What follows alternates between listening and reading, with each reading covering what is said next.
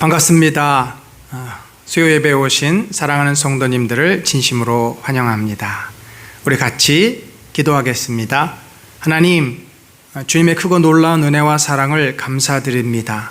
항상 주님께서는 저희들의 아버지가 되시고 우리의 인도자가 되셔서 험하고 힘든 인생길을 주님께서 붙잡아 주시고 인도해 주심을 감사드립니다. 오늘 이 오전에도 우리 사랑하는 성도들 한마음으로 아버지 앞에 나와 주의 은혜를 구합니다.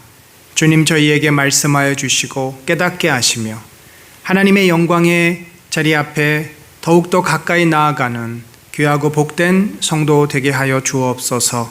이 시간을 온전히 주님께 맡겨드립니다. 홀로 영광 받으시고 성령이여 홀로 주장하여 주옵소서. 예수님의 이름으로 기도합니다. 아멘.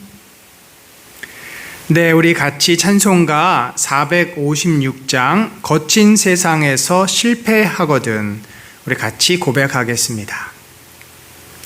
거친 세상에서 실패하거든 그 손 못 자국 만져라. 고된 일 하다가 힘을 얻으리 그 손 못 자국 만져라. 그 손 못 자국 만져라. 그 손 못 자국 만져라.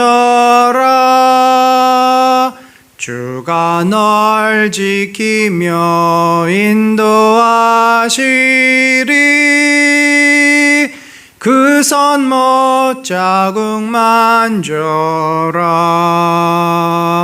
내가 어둠 속을 걸어갈 때에 그 손 못 자국 만져라. 주가 참 평안을 내게 주시리. 그 손 못 자국 만져라.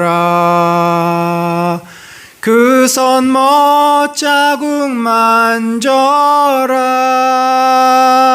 그 손 못 자국 만져라.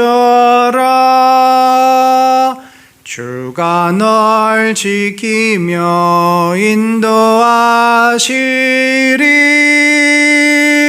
그 손 못 자국 만져라.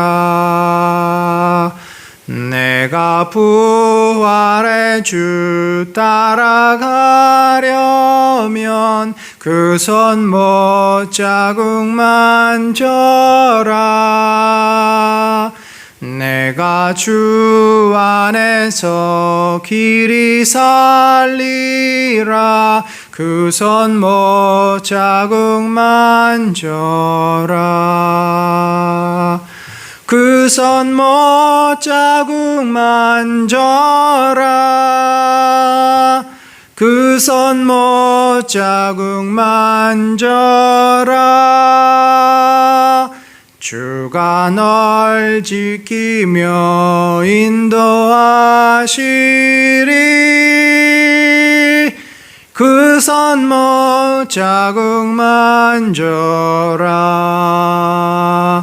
너의 죄악의 짐 무거울 때에 그 손 못 자국 만져라.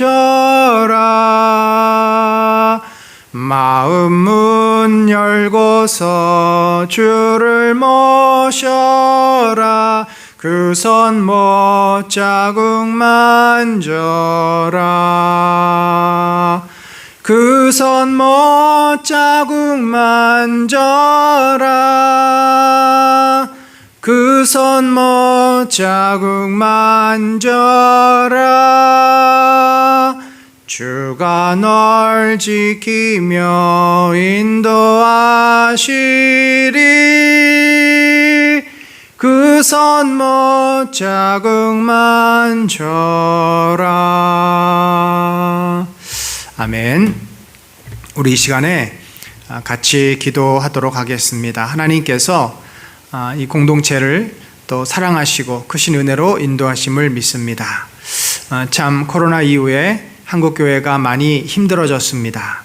가뜩이나 현대 산업사회가 하나님보다는 나를 그리고 물질을 더 소중히 여기며 그것이 하나님이 자리를 차지하는 이 포스트 모더니즘 시대에 참으로 하나님을 경외하는 사람들을 점점 찾아보기 어렵습니다. 이런 시대에 한국교회가 특별히 또 우리 은혜 나는 공동체가 정말 하나님이 기뻐하시는 교회로 거듭나게 하소서. 더욱 하나님을 바라보고 믿음의 본질을 찾고 하나님께서 기뻐하시는 그런 교회로 거듭나는 한국교회, 특별히 우리 은혜 나는 교회, 주께서 함께 하시고 서로 사랑하고 진정한 공동체를 이루어가게 하여 주옵소서. 이 시간에 우리 같이 교회를 위해서, 우리 은혜 나는 공동체를 위해서 한 마음으로 기도하도록 하겠습니다. 하나님 아버지, 주님께서 온전히 저희들을 인도하시고 사랑해 주심을 믿습니다.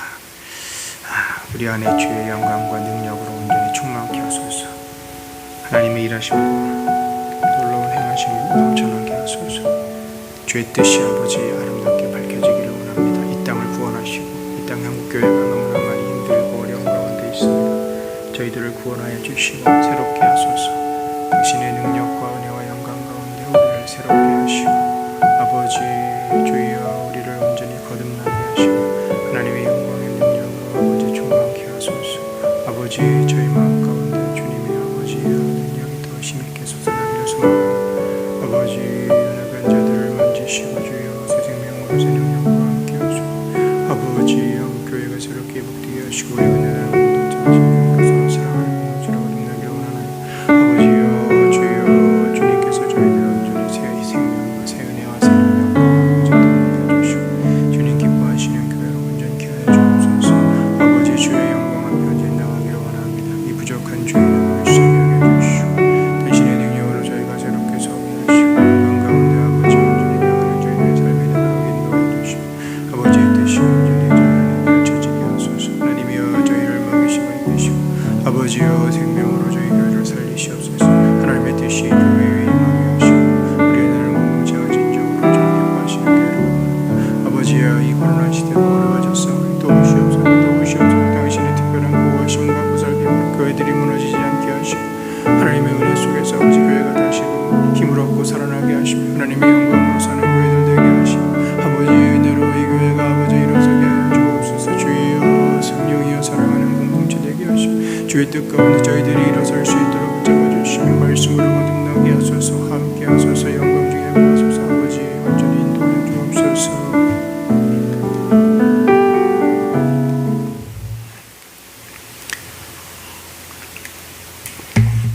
우리 이제 찬송가 한 장 더 부릅시다. 458장 너희 마음에 슬픔이 가득할 때.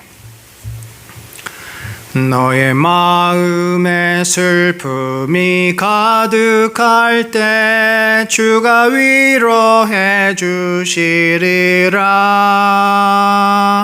아침 햇살이 빛나는 마음으로 너 십자가 지고 가라. 참 기쁜 마음으로 십자가 지고 가라.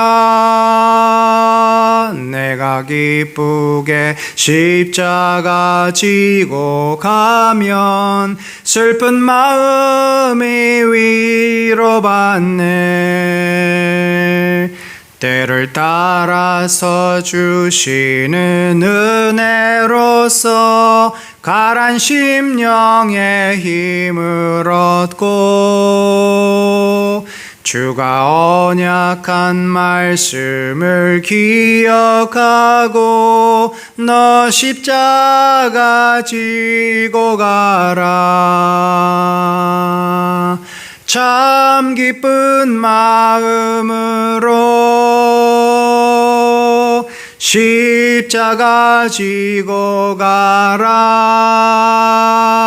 내가 기쁘게 십자가 지고 가면 슬픈 마음이 위로받네.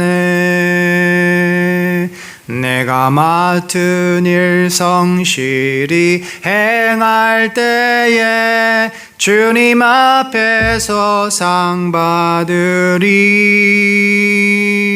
주가 베푸신 은혜를 감사하며 너 십자가 지고 가라. 참 기쁜 마음으로 십자가 지고 가라. 내가 기쁘게 십자가 지고 가면 슬픈 마음이 위로받네.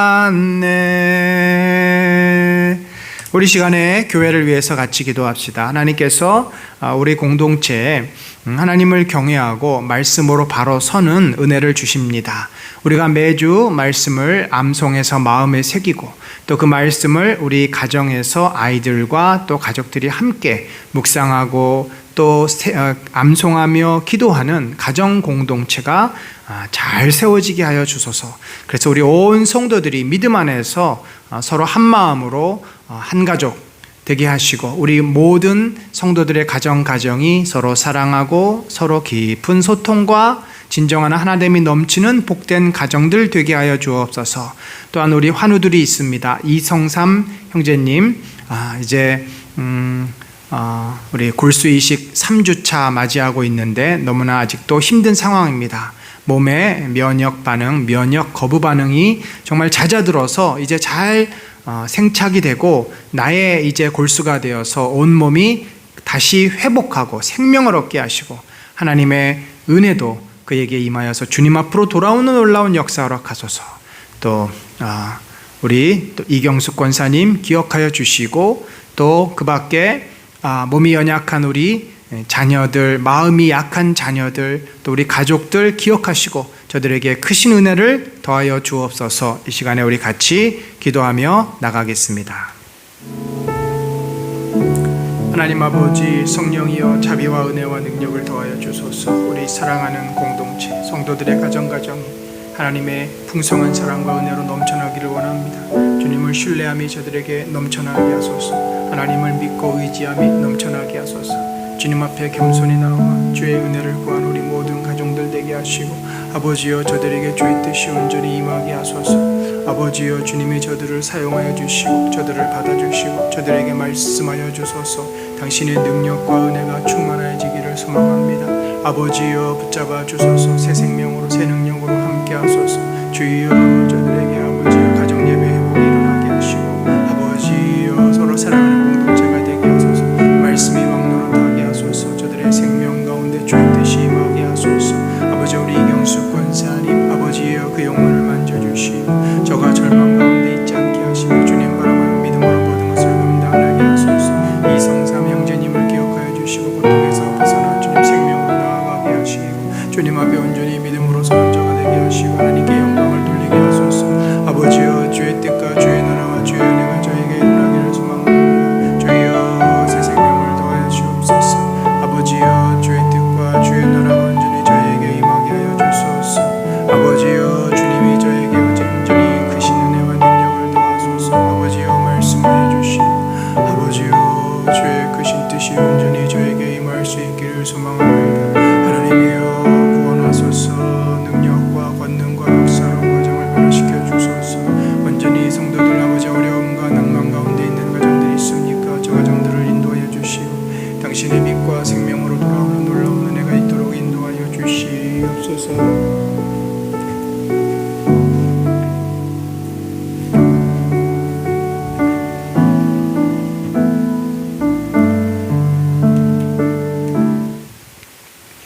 하나님 아버지, 주님의 크고 놀라운 은혜와 사랑을 감사합니다. 참으로 세상은 점점 더 어두워지고 영적으로 무지해져 갑니다. 교만과 물질의 풍요가 인생을 정말 어리석게 만듭니다.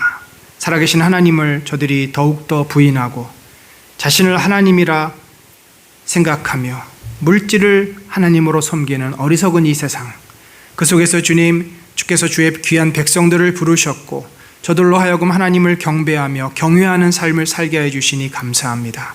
아버지여, 특별히 우리 은혜나는 공동체 성도들 한 분 한 분이 진정으로 이 세상의 가치관에 자신의 마음과 생각이 지배를 당하지 아니하고 주님을 향한 믿음과 말씀의 능력으로 이 세상의 가치관을 이겨내어 세상을 변화시키는 삶의 원동력, 빛이 되게 하여 주옵소서. 저들 안에 그리스도께서 살아계심에 그리스도께서 능력이 되시어 우리의 삶을 변화시키고 우리의 인격을 변화시키고 우리의 연약한 정서를 변화시키사 세상의 빛이 되고 소금이 되게 하시며 우리 안에 엄습해오는 두려움과 불안과 슬픔의 모든 것들을 넉넉히 이겨내는 용사 같은 삶들이 되도록 인도하여 주옵소서. 그래야 우리 성도들을 통하여 이 땅이 변화되게 하시고 특별히 우리 성도들이 함께 모여 같이 예배드리며 같이 서로 사랑하는 진정한 공동체, 주님 기뻐하시는 거룩한 주의 몸 되게 하시며 그러한 은혜가 우리 각 성도의 가정에게도 흘러넘쳐 가족 모두가 그리스도 안에서 하나가 되어지고 저들이 말씀으로 양육되어질 뿐만 아니라 기도 가운데 한 몸으로 엮이는 놀라운 축복들이 우리 성도들 가정에 넘쳐나게 하여 주옵소서. 우리 사랑하는 이성삼 형제님, 이제 골수 이식 후에 회복에 기나긴 어려움을 겪고 있사오니 힘주시고 능력 주셔서 정말 골수가 잘 생착이 되어지고 건강한 몸으로 회복되며 새 생명을 얻고 주님 앞에 돌아와 온전한 구원을 받도록 축복하여 주시고 삶의 참 어려운 끝자락에서 참 고통 가운데 신음하고 있는 우리 이경수 권사님을 기억하시고 저에게 새 소망과 새 능력과 새 은혜를 더하여 주시옵소서. 학업 가운데 있고 여러 가지 삶의 문제로 지쳐있는 우리 아이들, 자녀들, 저들의 갈 길을 주님 동행하시며 새 힘과 새 능력과 새 은혜를 더하여 주시옵소서. 우리 사랑하는 모든 성도들, 우리가 주님의 부르심을 받은 귀한 용사여 그리스도의 제자임을 깨닫고 날마다 삶에서 주님과 동행하는 믿음의 삶을 살게 하여 주옵소서. 오늘도 저희와 함께 하시고 말씀하여 주심을 감사드리오며 예수 그리스도의 이름으로 기도드립니다. 아멘.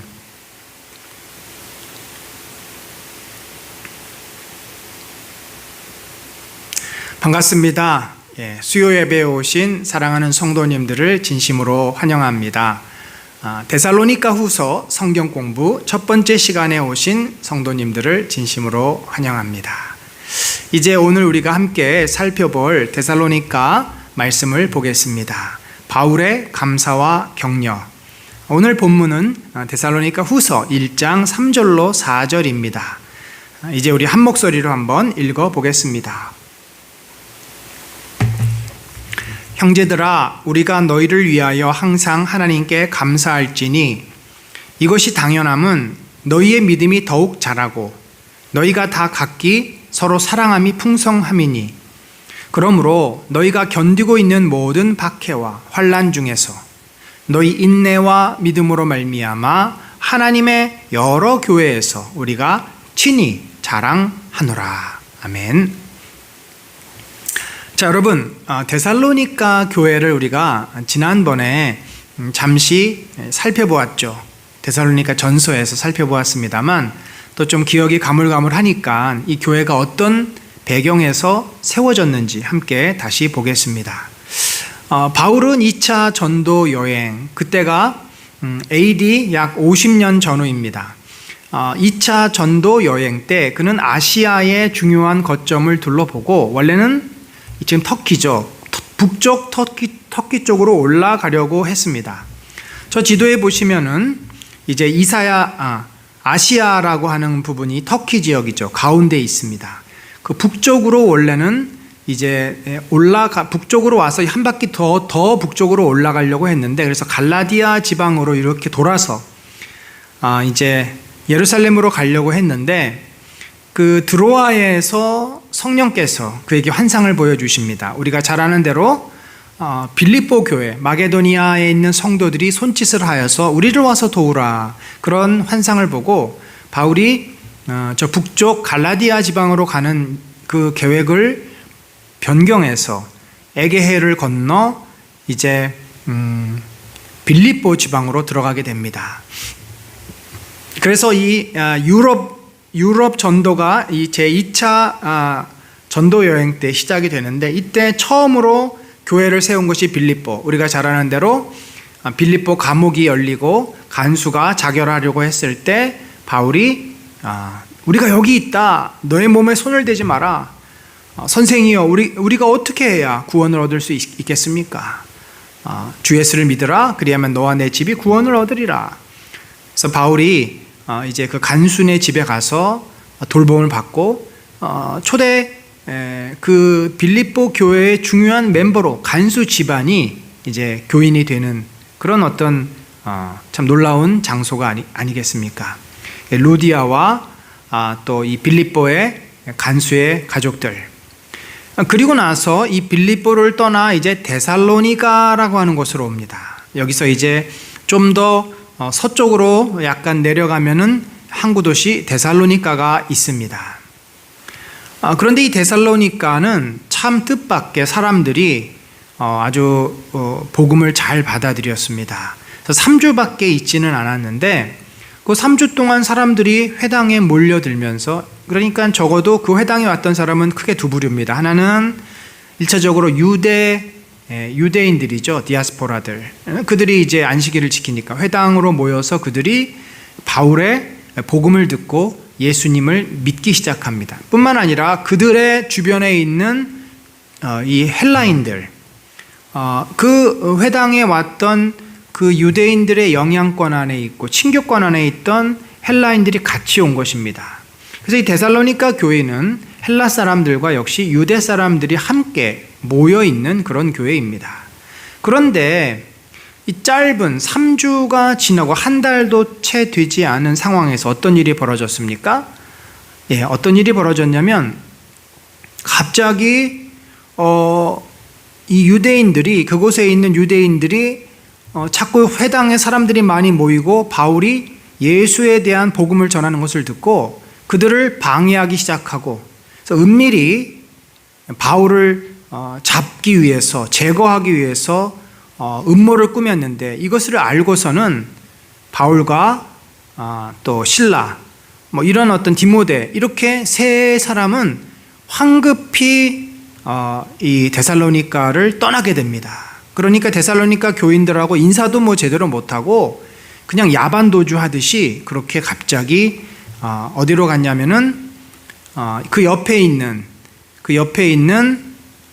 베레아라고 하는 지역으로 가게 됩니다. 더 이제 서쪽으로 들어가서 이 베레아라고 하는 곳으로 그가 급히 몸을 이제 피신을 합니다. 자, 그런 상황에서 이제 교인들이 모여서 예배를 드리기 시작했는데, 거기 보면은 경건한 헬라인들이 있었어요. 유대인들뿐만 아니라 경건한 헬라인들, 또 그 큰 무리 중에서는 귀부인들도 있었습니다. 그러니까 상당히 그 파급 효과가 컸죠. 단순히 유대인만 믿은 게 아니라 헬라인들, 귀부인들까지 다 믿었기 때문에 이제 그런 상황에서 이 교회가 세워졌기 때문에 바울은 이 데살로니가 교회에 대한 완전한 장악력을 갖지 못합니다. 사실 그들을 차분히 이렇게 말씀을 가르친다든지 설교를 최소한 몇 개월 정도 하면서 복음의 핵심을 다 전하고 이런 여유를 갖지 못했다는 말씀인 거죠. 그럼에도 불구하고 이 교회는 굉장히 짧은 시간 내에 건강한 교회로 성장하고, 특별히 주변에 칭찬을 받는 참 아름다운 교회가 됐습니다. 그래서 우리가 1차 데살로니가 전서는 뭐예요? 이제 이렇게 하고 바울이 어디로 내려갔냐면, 이 그림을 보시면 쭉 타고 내려오죠. 베레아에서 쭉 타고 어디로 내려오냐면은 이제 고린도, 아테네를 거쳐서 고린도라고 하는 도시에 머무르게 됩니다. 그래서 이 데살로니가, 베레아, 아테네, 아덴, 고린도, 이 지역은 바울이 이제 2차 전도 여행의 핵심 지역들인데, 특별히 이 가운데 이 고린도라고 하는 곳에서 바울이 상당 기간 머무릅니다. 약 1년 반 동안을 이곳에 머무릅니다. 그러면서 이미 먼저 복음을 전했고 교회를 세웠지만 제대로 어떻게 했어요? 오랜 시간 함께 교제하지 못했던 데살로니가 교회에 편지를 보내는 겁니다. 그렇게 먼 거리가 아니지 않습니까? 그래서 이게 인편으로 편지가 오고 갔던 거에 같습니다. 1차 편지에는 크게 이제 3가지 이슈가 있었기 때문에 그 이슈에 대해서 바울이 가르침을 줬어요. 그게 뭐였냐면은 이제 박해 문제, 또 재림에 대한 가르침, 그리고 교회 내에 그 재림의 신앙에 빠져서 일하지 않는 자들에 대한 문제, 그 밖에 이제 윤리적인 이슈들, 여러 가지 것들을 바울이 이제 1장에서는 비교적 자세하게 기록을 해서 보냈습니다. 그리고 나서 다시 이제 2번째 편지를 쓰게 됐는데, 아마도 이것은 어떤 특별한 더 문제가 불거져서라기보다 1차 때 편지를 보냈고 또 그 다음에 어떤 소식이 왔겠죠. 그 다음에 소식이 왔을 겁니다. 갔던 사람이 그들이 또 편지를 적어서 가지고 왔습니다. 그러니까 이제 바울이 그 소식을 듣고서 어떤 문제는 이들이 이제 잘 이야기를 받아듣고 고치겠구나라는 안심이 됐지만, 어떤 문제들은 여전히 그들이 힘들어하고 아직도 헤매고 있는, 그래서 추가적으로 데살로니가 전서에서 언급했던 문제들에 대해서 더 추가적으로 보충하며 보완하며 강조하는 그런 내용이 후서다. 그러니까 정말 후서는 전서의 속편의 역할을 충실하게 하고 있는 것입니다. 그래서 이때가 2차 전도 여행 AD 51년, 52년 요 어간에 기록된 것이니까 아마 전서하고 후서가 기록된 그 시점이 전서를 기록되고 나서 몇 개월 지나지 않은, 6개월은 넘었지 않았을 것 같습니다. 사람이 가서 거기 좀 있다가 와서 다시 편지를 가져갈 시점이니까 한 3, 4개월, 짧으면 길어야 6개월 정도 후에 다시 쓴 편지로 그렇게 보여질 수가 있겠습니다. 자, 그러면 무슨 내용을 가지고 무슨 이유로 이 편지를 기록했는가?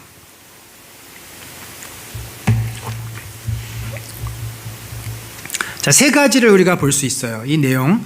사실 데살로니가 후서는 어떤 문제에 대해서 자세하게 다루는 내용이 아니기 때문에 장수가 짧습니다. 이 3장밖에 되지 않아요. 그래서 보면은 첫 번째는 데살로니가 교회가 지금 겪고 있는 박해, 환난 가운데 있는 성도들, 그러니까 얼마나 안쓰러워요. 이 아비된 입장에서 저들이 예수 그리스도를 믿는 것 때문에 핍박을 받고 또 불이익을 당하고 이런 상황이다 보니까 참 그들에 대해서 마음이 안타깝고, 그래서 그들을 위로하고 격려하고 칭찬하는 그런 내용이 1장에 담겨져 있습니다.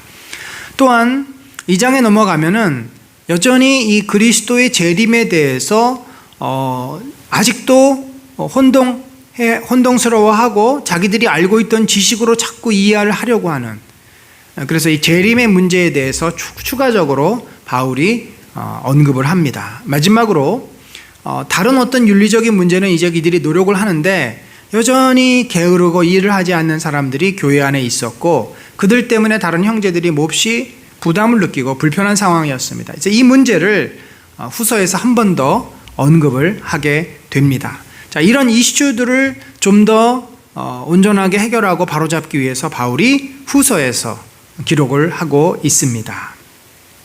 자, 그래서 이제 이 구조를 전체를 1장, 2장, 3장을 보면은 1장은 박해하는 자들을 향한 하나님의 심판을 말하는데, 너희들은 하나님이 위로해 주시고 영광으로 인도해 주실 것이고, 너희를 박해하는 자들은 반드시 심판을 받을 것이다 라고 바울이 선언을 합니다.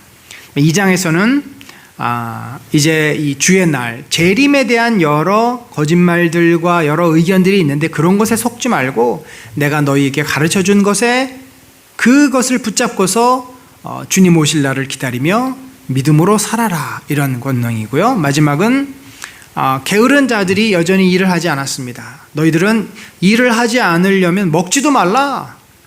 사람 구실도 못하는데 뭘 먹고 살려고 하느냐, 아주 강하게 바울이 일하도록 권면을 합니다. 전체 주제를 보면은 주의 강림의 시기에 미혹되지 말고, 이 재림에 대해서 자꾸 이런 얘기 저런 얘기가 나오지 않습니까? 배운 가르침 가운데서 행하는 삶을 살아라. 바울이 빛 가운데, 너희는 빛의 아들이다, 빛의 자녀다. 빛 가운데 살아라. 열심히 일하고 수고하고 이웃을 돕고 그리스도의 복음을 전하고, 이런 어떤 빛된 성도의 삶을 살 것을 권면하는 내용입니다. 자, 그러면 우리가 1장을 한번 살펴봅시다.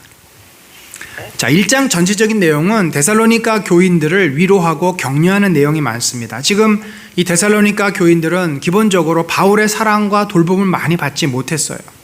그럼에도 이들은 얼마나 신앙이 제대로 이렇게 자라고 있는지 모릅니다. 그런 면에서 바울은 참 데살로니가 교인들을 귀하게 여기고 고마워하고 감사해야 하는 마음이 있습니다. 한편으로는 영적 아비된 자로서 안타까운 마음, 그들이 잘 돌봄을 받지도 못하고 고난 가운데 있으니까, 한편으로는 그렇게 자기가 3조밖에 안 했었음에도 불구하고 이렇게 믿음을 잘 세워서 칭찬받는 사람들이 된 그런 교회가 된 것을 인해서 마음 한편에는 굉장히 감사하고 뿌듯해하는 그런 모습을 1장에서 우리가 보게 됩니다. 자, 바울은 처음에 이제 다시 인사말을 통해서 그들에게 누가 편지를 쓰고 있는지를 명확하게 합니다. 바울과 실로아노, 실로아노는 신라죠. 실로아노는 헬라식 발음이고 신라는 이제 유대식, 히브리식 발음입니다. 바울과 실로아노와 디모데는 하나님 우리 아버지와 주 예수 그리스도 안에 있는 데살로니가의 교회에 편지한다. 그래서 편지를 쓴 자와 편지를 받는 자가 명확하게 나와 있습니다. 이렇게 이제 편지를 쓴 사람, 받는 사람을 명확하게 규정을 하고, 그리고 인사말을 하죠. 하나님 아버지와 주 예수 그리스도로부터 은혜와 평강이 너희에게 있을지어다. 자, 이것은 바울이 썼던 아주 공식적인 인사말입니다. 모든 편지에 반드시 이 말이 들어가 있어요. 그래서 바울의 어떤 트레이드 마크라고도 할 수 있는, 늘 하나님의 은혜가 있기를 그가 기도했고, 또 그들 가운데 평강이 넘치기를, 샬롬이 넘치기를. 어떻게 보면은 우리가 서로에게 축복하고 서로에게 인사하고 할 수 있는 가장 좋은 말이 바로 은혜와 샬롬, 평강 아니겠습니까?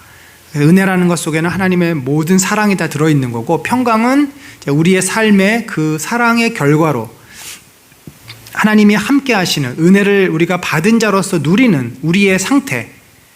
은혜는 하나님으로부터 오고 평강은 우리 안에 머무는 것이기 때문에 주께서 너희를 사랑하시고 너희에게 은혜와 풍성한 자비를 베푸셔서 너희가 샬롬, 하나님하고도 올바른 관계지만 서로들, 자신과 뿐만 아니라 이웃들과도 이 평강의 관계, 올바른 관계, 샬롬의 관계를 유지하기를 바라고 있는, 자, 이것이 우리도 가장 소원하는 바고 우리 모든 자에게 우리가 이렇게 권면하고 빌 수 있는, 그래서 인사말로는 이거보다 더 좋은 표현이 없을 것 같습니다. 자, 인사말이 끝나고 이제 보통은 바울이 그 인사말 다음에 나오는 것은 감사의 말을 하고 그 다음에 기도를 합니다. 그래서 이 1장도 비슷한 패턴을 써요. 그래서 먼저 바울이 데살로니가 교인들에 대한 감사의 마음을 표현하고 1장 뒷부분에서 그들을 위한 기도의 내용을 적습니다.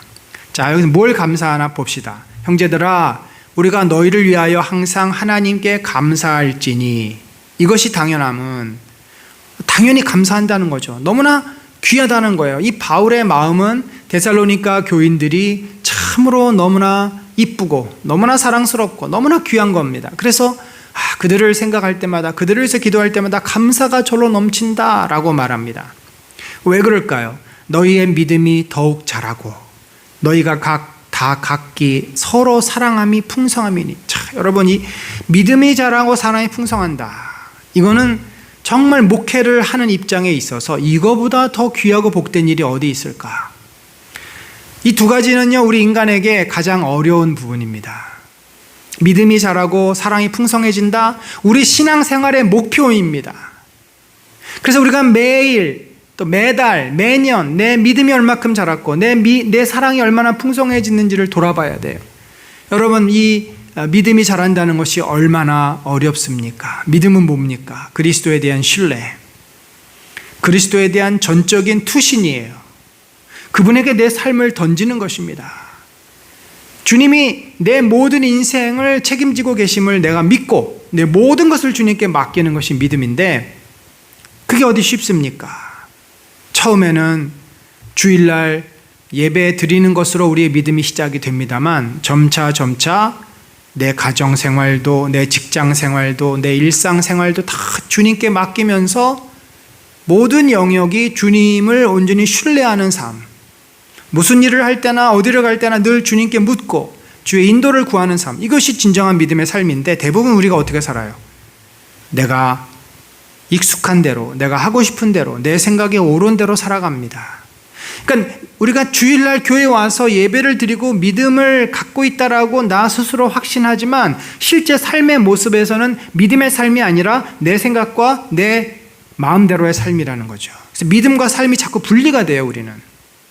그런데 믿음이 더욱 자란다 하는 것은 뭐예요? 내가 더 주님을 신뢰하고 더 주님을 가까이 만나고 더 주님과 친밀해짐으로써 내 인생의 모든 것을 주님께 더욱더 맡기게 되고 주님은 내 안에 들어오셔서 나를 더욱더 이끄시고 지도하시고 인도해 주시는 그 더 깊은 신뢰의 관계로 나가는 것이 믿음이 자라는 거 아니겠습니까? 그렇게 되면 우리의 인생이 어떻게 될까요? 얼마나 자유롭고 얼마나 편해지는지 모릅니다. 모든 것을 내가 막 하려 하고 내 생각대로 하다가 안 되면 막 짜증이 나고 화가 나고 낙심이 되고 오만 별짓을 다 하는데 주님이 내 안에 들어오셔서 내가 그분께 딱 맡기면 그럴 필요가 없는 것입니다. 뭐가 안 돼도 주님께 아뢰면 주님이 이 문제를 해결해 주시리라 신뢰하고 기다리면 정말 그때는 정말 앞이 캄캄했는데 주께서 또 그걸 넘어가게 하시고 그 문제를 풀어주시고 이게 우리 인생 아니겠어요? 이게 믿음의 삶 아닙니까? 그래서 믿음의 삶은요 굉장히 안정감이 있습니다. 사람이 굉장히 안정감이 있고 편안하고 여유가 있어요. 근데 믿음이 없는 삶은 굉장히 불안하고 늘 긴장해 있고 늘 아주 그냥 짜증이 가득 차 있어요. 그래서 현대인의 삶이 바로 그겁니다. 현대인의 삶은요 믿음이 없는 삶이에요. 믿음이 있긴 있지만 돈을 믿고 자신을 믿으니 그 믿음이 얼마나 얄팍하고 얼마나 상황과 환경에 따라서 흔들거리는 믿음입니까? 그러니까 늘 긴장할 수밖에 없어요. 진정으로는 두려운 거죠. 자기가 정말 신뢰할 만한 게 없는 거예요. 그러니까 긴장하고 촉각을 곤두세우고 그러면 우리 몸이 어떻게 됩니까? 아주 예민해집니다. 이것은 스트레스가 한참 올라온 상황. 그래서 사람의 몸이 아주 긴장 상태에 있기 때문에 몸이 망가집니다. 몸이 자꾸 망가져요. 그래서 성인병이 생기고 암도 생기고 온갖 병에 다 노출되게 됩니다. 이게 현대인의 삶이에요. 행복할 수가 없죠. 아니 남이 볼 때는 돈도 많아요. 뭐 가진 것도 많아요. 화려하게 살아요. 뭐 남들이 부러울 만한 것들이 너무 많은데 전혀 행복한 모습을 찾기가 어렵습니다. 여러분 어떤 믿음을 갖고 계십니까? 성경은 우리에게 이 비밀을 알려줍니다. 진정한 믿음은 우리에게 참 자유와 평안과 그리고 기쁨을 줍니다. 감사가 넘치게 합니다. 그렇다고 우리가 삶이 늘 고난 가운데 있고 먹을 것도 제대로 못 먹고 이렇게 삽니까? 그렇지 않습니다. 불필요한 두려움과 불필요한 긴장에서 자유로워지는 것이기 때문에 우리의 삶이 훨씬 탄탄하고 생기가 있고 안정되고 소망 가운데 살게 되는 겁니다. 사랑. 자, 사랑은요, 사람이 언제 가장 행복할까요? 사랑을 받을 때, 줄 때, 양쪽 다입니다. 누군가의 진실한 사랑을 받을 때 너무 행복합니다. 내가 또 누군가를 진실하게 사랑할 때 너무 행복합니다. 왜 우리 할머니들이 손주들을 보면 막 눈에서 그냥 막 꿀이 그냥 한 숟갈씩 뚝뚝 떨어지잖아요. 손주들을 얼마나 이뻐하고 손주들이 있는 것 자체만으로도 할머니 할아버지들은 얼굴에 미소가 멈춰질 줄을 모릅니다. 사랑이 막 솟아오르는 거죠. 또 사랑을 받을 때 내 아내가 내 남편이 아이들이 부모에게 부모가 자녀들을 사랑할 때 얼마나 사랑받는 세상은 기쁘고 행복합니까? 하나님은 우리에게 이런 사랑을 사실 주셨어요. 또 우리가 그 사랑을 받아서 우리도 하나님을 사랑하도록 창조를 하셨는데 이놈의 이 인생이 사단의 그 유혹에 꼴까닥 넘어가가지고 하나님을 사랑해야 되는데 하나님을 사랑하지 않고 누구를 결국 사랑하게 돼요? 나 자신을 사랑하고 쓸데없는 것을 사랑하고 사단을 사랑하고 이렇게 되다 보니까 그 사랑이 다 뭐예요? 다 땅바닥에 떨어지는 사랑이요. 행복을 주는 사랑이 아니라 집착하고 중독에 걸린 것 같은 그런 끝없는 블랙홀에 빠져드는 그런 사랑이죠. 집착으로 가는 경우가 많습니다. 건강한 사랑이 아닙니다. 그래서 바울은 이 고린도 후서 같은 경우에 보면은 내용도 길지 않아요. 그리고 데살로니가 교인들하고 오랜 어떤 교제가 없었어요. 하지만 바울이 데살로니가 성도들에게 주는 말씀 한 구절 한 구절은 가장 기본적이고 가장 중요한 것을 딱딱 얘기해요. 그러니까 이거를 붙잡으면 사실 우리의 신앙생활은 다 만사 형통 오케이입니다. 너희 믿음이 더욱 자라고 너희가 각기 서로 사랑함이 풍성합니다. 그 짧은 시간 내에 데살로니가 교인들은 어떻게 이렇게 예수님을 제대로 믿고 자기들에게 어려움이 찾아오든 말든 서로 사랑하면서 서로 어려운 사람을 도와주고 이것이 어떻게 가능했을까? 참 이것이 신비입니다. 어떤 특별한 이유가 이 데살로니가 전후서에는 나와 있지 않아요. 그런 면에서 참 데살로니가 교회는 모범적인 교회고 부러운 교회입니다. 우리도 이렇게 짧은 시간 내에 우리의 믿음이 자라고 사랑이 풍성해지면 얼마나 좋을까. 자, 이렇게 믿음이 자라고 사랑이 풍성하다 보니까 환난과 핍박도 잘 견디는 겁니다. 그러니까 어떤 의미에서 바울로부터 제대로 복음을 받아들였고 그들이 진실된 믿음으로 그것을 나의 것으로 소화했기 때문에 가능한 이야기예요. 바울이야 늘 진실되게 최선을 다해서 복음을 전하는데 많은 경우에 사람들이 선입견을 가지고 자기의 생각으로 판단하고 제대로 받아들이지 않습니다. 교만한 거죠. 아덴 사람들은 어떻게 했습니까? 야, 그거 흥미있는데 내일 우리 다시 한번 얘기합시다. 자신들의 탁월한 지혜와 철학을 자랑하지 복음의 그 영광을 그들은 깨닫지 못합니다. 데살로니가 교인, 귀부인도 있었고 헬라인도 있었지만 그들은 복음을 있는 그대로 받아들였고 예수 그리스도를 온전히 신뢰함으로 그분이 주시는 놀라운 은혜를 그들은 경험합니다. 그러다 보니까 사람들은 자기들과 똑같이 하지 않으면 일단 어떻게 봐요? 불편한 시선으로 바라보고 그리고 더 나가서 그들을 미워하고 시기하고 핍박까지 합니다. 헬라인들, 갑자기 어저께까지는 이 디오니소스 신전에 가서 춤추고 술 마시고 사제들하고 몸을 섞던 사람들이 갑자기 그곳에 이제 나는 안 갈 거야. 나는 그냥 우리 주 예수 그리스도를 믿기로 했어. 이렇게 하고 발을 딱 끊으니까 주변 사람들이 그래 너 잘났다. 그러면서 그 사람들을 어떻게 해요? 존중해주고 이해해주는 게 아니라 미워하게 된다는 거죠. 유대인들은 어떻습니까? 동료 유대인들로부터 핍박을 당합니다. 거래를 했던 사람들은 거래가 다 끊깁니다. 여러 가지 불이익을 겪게 되고 주변 사람들에게 욕을 먹고 비난을 받고 그리고 황제의 령에 의해서 심지어 모든 재산을 몰수당하고 살던 지역에서 쫓겨나가는 그런 막 어려움들을 겪게 되는 거죠. 그런데 그것을 다 어떻게 써요? 너희 인내와 믿음으로 말미암아 견뎌낸 것입니다. 여러분, 이 신앙에 있어서 믿음은 우리 신앙의 본질이요, 사랑은 우리를 행복하게 하는 것이요. 자, 그런데 이 믿음과 사랑만 있으면 얼마나 좋겠습니까? 지금 바울이 말하고 있는 게 뭐예요? 우리는 세상 속에 있으니까 우리가 믿음을 가지고 서로 사랑하면서 살면 사람들이 박수 쳐주고 그것을 보고서 닮아갔으면 얼마나 좋겠어요. 그런데 세상은 어떻게 합니까? 박수 쳐주고 칭찬하고 우리도 그렇게 살고 싶어라고 하는 게 아니라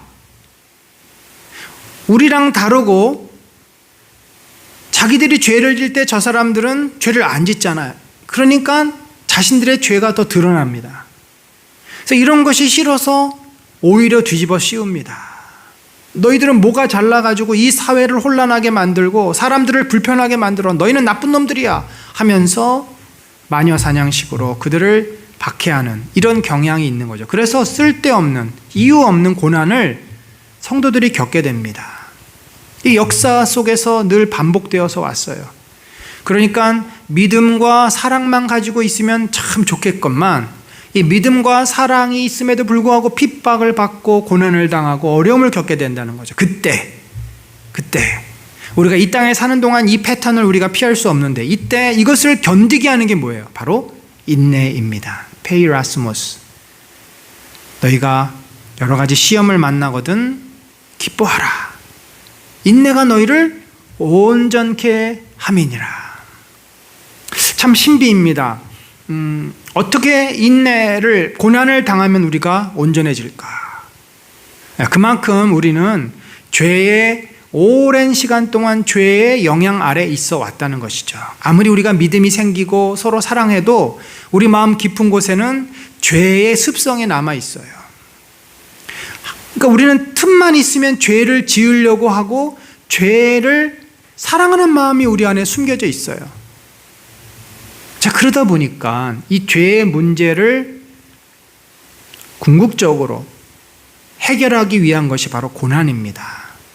우리는 잘 압니다. 경험적으로 좋은 군인이 되고 좋은 운동선수가 되기 위해서는 끊임없는 훈련이 필요함을, 훈련을 하지 않은 선수는 금세 망가집니다. 아무리 금메달을 따고 아무리 세계 대회에서 1등을 해도 훈련을 게으리하고 금세 몸도 지방이 막 생기고 근력이 떨어지고 순식간입니다. 그래서 심지어 선수들은 경기 중에는요 절대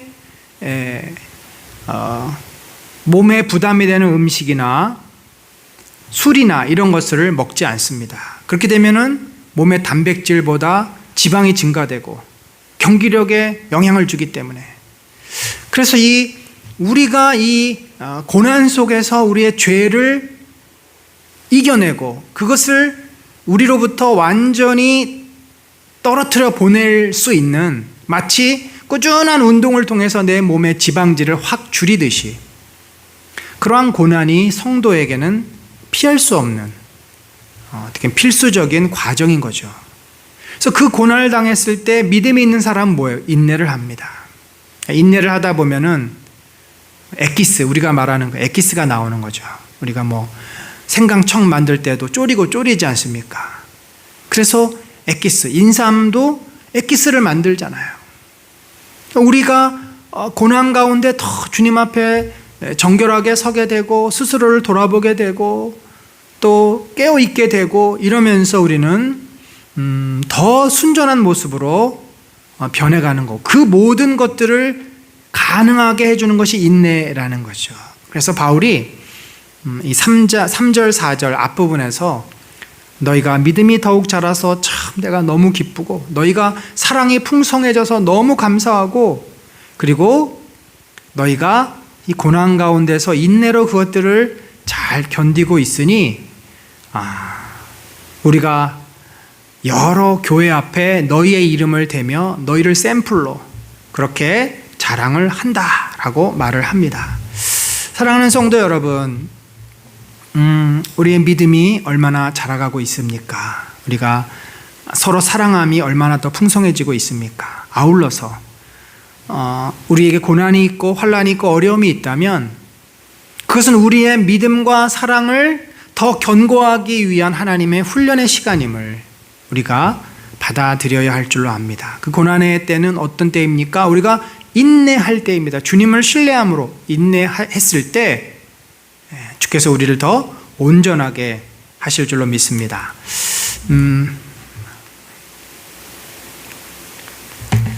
그러면서 이제 바울이 아무래도 초대교회가 이 고난과 환난이 정말 말도 안 되는 고난과 환난이 많았던 때잖아요. 요즘이야 어디 이렇게 함부로 사람의 인권을 침해하고 사람에게 해를 줍니까? 그렇지만 고대 시대에는 말도 안 되는 이유를 가지고 사람들이 죽어나가기도 하고 모든 것을 잃어버리기도 하는 때이기 때문에 참 이 고난이 너무 힘든 문제입니다. 그때 바울이 고난에 대한 어떤 신학적인 해석을 해줍니다. 자, 이 일은 하나님의 공의로운 심판의 표니, 이 일은 뭐냐면 환난과 핍박을 말해요. 고난을 말하죠. 여러분이 고난을 받는다는 것은 하나님께서 그 고난으로 인해서 공의로운 심판을 하실 것이라는 하나의 사인입니다. 그게 어떤 하나의 기준점이라는 거죠.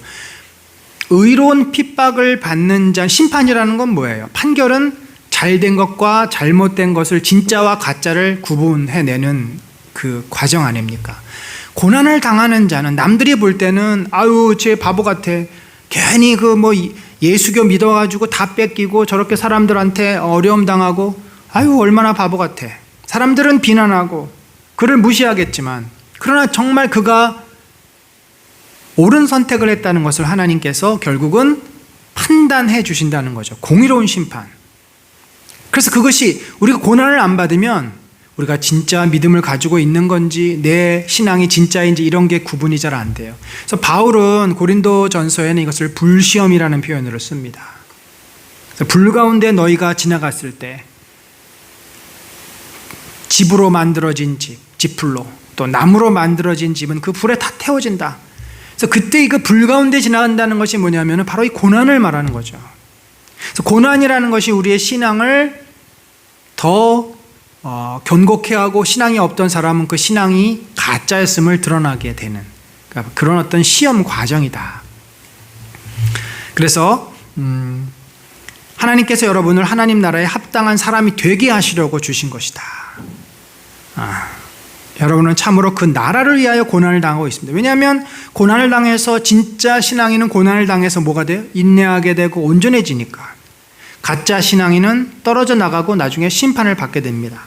자, 그래서 이렇게 이제 구분을 해요. 너희로 환난을 받게 하는 자들에게는 환난으로 갚으시고, 예수 그리스도를 믿고 예수 그리스도를 따르는 자들을 핍박했던 자들은 그들이 그 핍박에 대한 책임, 심판을 받게 될 것이고, 환난을 받는 너희에게는 우리와 함께 안식으로 갚으시는 것이 하나님의 공의다.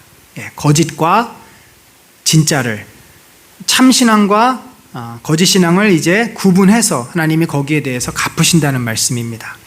그래서 하나님의 공의신이 주 예수께서 자기의 능력의 천사들과 함께 하늘로부터 불꽃 가운데 나타나실 때, 언제예요? 재림할 때 하나님을 모르는 자들과 우리 주 예수의 복음에 복종하지 않는 자들에게 형벌을 내리시리니, 그렇죠, 믿지 않는 자들, 거부하는 자들, 사단의 편에 선 자들, 이런 자들은 주의 얼굴과 그의 힘의 영광을 떠나 영원한 멸망의 형벌을 받으리로다.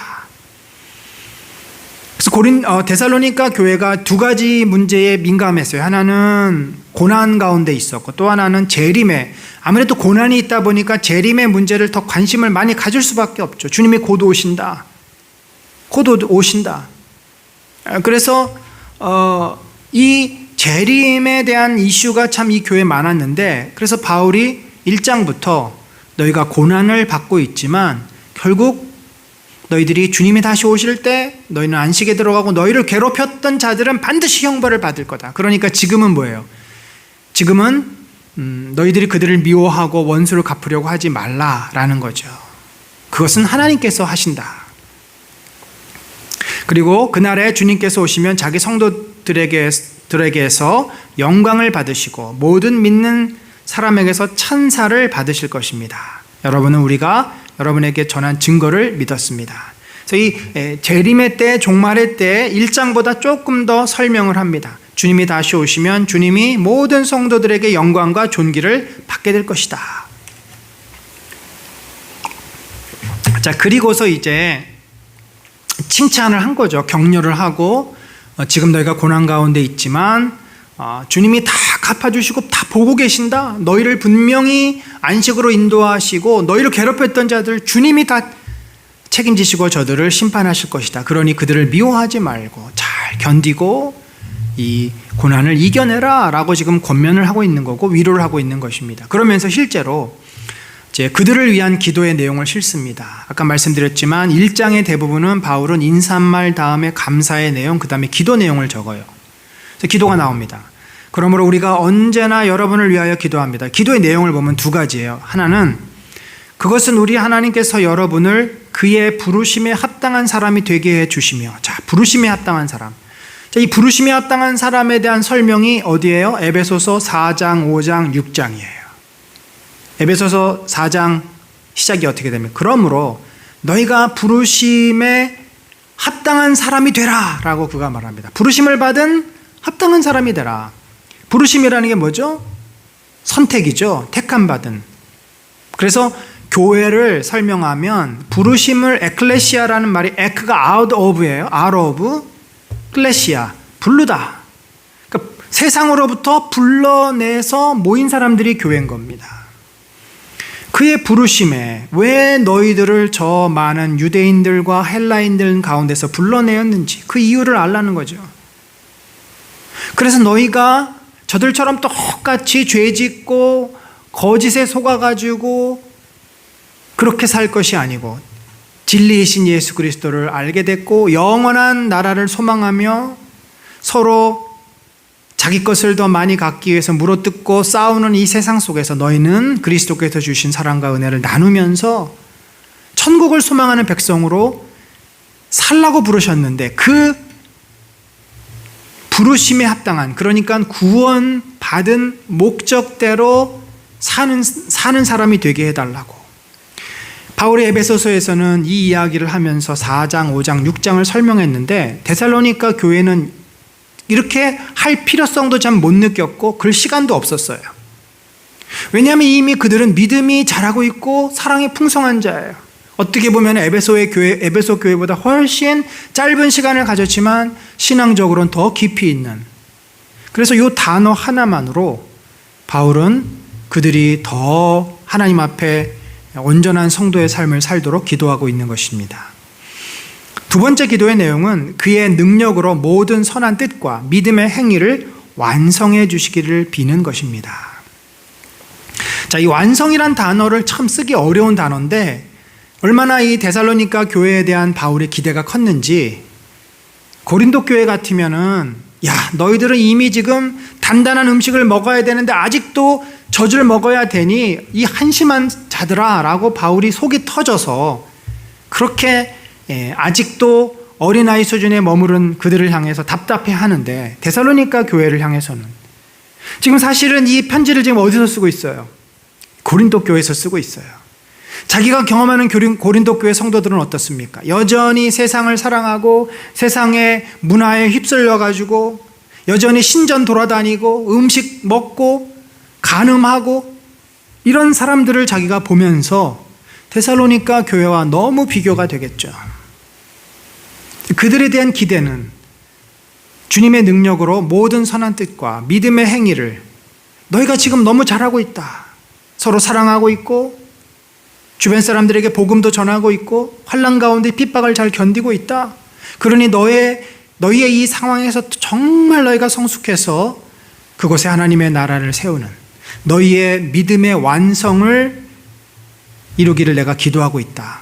소위 짧은 두 구절이지만 이렇게 임팩트 있는 기도가 바울 서신 가운데 제가 못 본 것 같습니다. 이 완성이라는 단어도 참 찾기 힘든 단어예요. 바울이 어지간해서 이 단어 쓰지 않습니다. 굉장히 데살로니가 교인들을 향해서 바울이 깊은 그런 기대와 어떤 충만한 내용을 가지고 기도하고 있다. 그래서 이제 이렇게 너희가 변해할 때, 내가 기도를 했고 너희가 이 기도대로 정말 변했을 때 12절 이하에 이런 결과들이 있을 것이다 이야기합니다. 이렇게 해서 우리 하나님과 주 예수 그리스도의 은혜로 우리 주 예수의 이름이 여러분에게서 영광을 받고, 그렇죠. 항상 신앙의 마지막 부분은 하나님의 영광입니다. 우리가 성도로서 하나님의 자녀로서 잘 살면 하나님이 영광 받으시잖아요. 그건 당연한 일이죠. 우리 아이들이 어디 직장에서나 학교에서 정말 자기의 몫을 잘하고 선생님들이 기대했던 거 이상으로 아이들이 잘할 때 누가 칭찬을 받고 누가 영광을 받습니까? 야, 도대체 너희 부모님은 어떤 분이시냐? 궁금한 거죠. 도대체 얼마나 훌륭한 분이길래 너같이 이런 애를 키우셨지? 부모가 영광을 받습니다. 우리가 성도로서 부르심에 합당한 삶을 살면 주님이 우리를 통해서 영광을 받으시고, 결국 그럼 뭐 하나님만 영광을 받느냐? 그게 아니죠. 여러분도 그리스도 안에서 영광을 받게 하려는 것입니다. 그래서 우리의 신앙은 윈윈이에요. 윈윈. 나도 잘 되고 내 이웃도 잘 되고 그로 말미암아 주님이 기뻐하시고 그것 때문에 또 내가 기뻐하고, 부모가 자식을 잘 키우면 부모는 얼마나 감사하고 행복합니까? 아이들이 또 세상에서 잘하면은 그 부모가 또 영광을 받아요. 그럼 부모는 부모만 영광을 받습니까? 항상 어디 가나 아이들이 자랑거리죠. 그럼 우리가 이렇게 되기까지 우리가 주목해야 될 것은 세 가지 단어입니다. 믿음의 성장과 풍성한 사랑과 고난의 인내입니다. 우리는 이 세 가지를 끊임없이 반복적으로 해야 하고 또 만나게 됩니다. 늘 우리 기도 생활, 또 말씀 암송하고 말씀 붙잡으면서 주님과 더 친밀해지면서 얼마나 내 삶의 영역에서 내가 주님을 더 주로 시인하고 그분을 온전한 주님으로 받아들이고 투신할 것인가. 내 신뢰의 정도, 믿음의 정도죠. 그것이 깊어져야 하고, 내가 주님을 신뢰하면 신뢰할수록, 주님을 더 믿고 의지하면 의지할수록 그분께서 나에게 주시는 사랑을 내가 또 얼마나 표현하고 나눌 수 있을 것인가. 그러나 이런 삶이 항상 내가 원하는 대로 모든 것이 되고 항상 기쁜 일만 있는 건 아니죠. 고난과 핍박이 찾아올 수도 있고, 이때 내 뜻대로 되지 않을 때라도 우리가 그것을 인내함으로 견뎌 나갔을 때 바울이 기도했던 것처럼 어느덧 우리는 그런 온전한 삶을 통해서 사람들이 어떻게 돼요?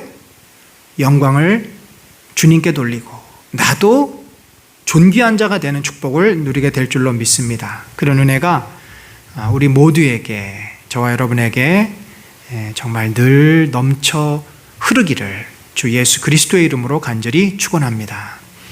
하나님 아버지, 참 저희들을 주님께서 특별한 은혜 가운데 부르셨습니다. 특별히 부르셔서 이 귀한 은혜 나는 공동체를 이루고 저희가 함께 주님의 거룩한 백성으로, 제자로 성장하고 자라가게 하여 주시니 감사합니다. 주님, 그러나 여전히 우리의 믿음이 연약합니다. 더 주님 신뢰하기를 원합니다.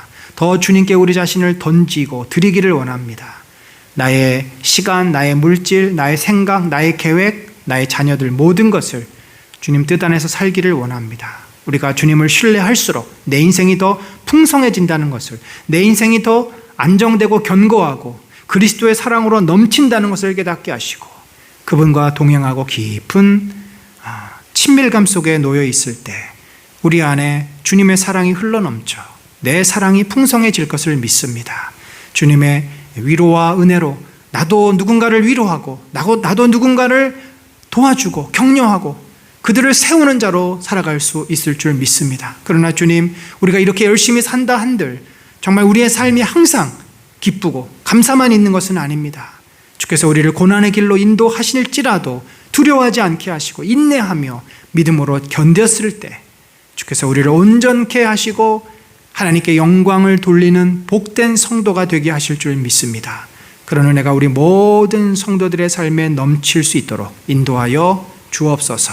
지금은 우리 구주 예수 그리스도의 놀라우신 은혜와 하나님 아버지의 무한하신 사랑과 성령님의 감화, 감동, 교통하심이 참으로 우리 주 예수 그리스도를 온전히 신뢰함으로 그 믿음이 더욱 깊어지고 우리 주님과 친밀한 교제와 나눔 속에서 주님 주신 사랑으로 사랑이 풍성해지고, 그래서 어떠한 환난이나 고난이나 어려움이 찾아와도 그 모든 것을 믿음으로 견디기를 소망하는 심령 위에 지금부터 영원까지 함께 하실지어다.